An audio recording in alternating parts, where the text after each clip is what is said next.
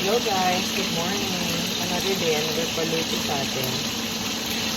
So for today, nagluluto tayo ng adobo.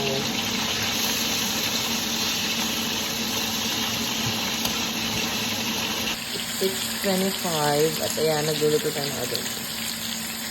So, ito na guys yung ating, init. Ito na yung ating adobo. Pinapalambot na lang natin baboy. Ayan yung adobong baboy. Ayan. Tapos, meron ako naglutong adobong manok. Manok naman. Done na tayo sa ating pork adobo. Ito yung ating chicken adobo. Napakulo pa natin.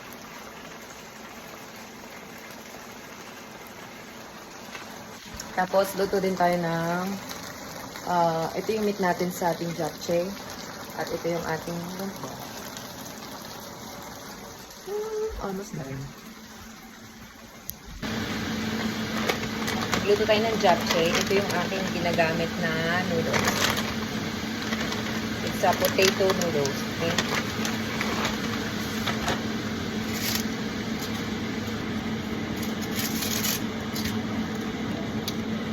Lutuin lang natin hanggang lumubog.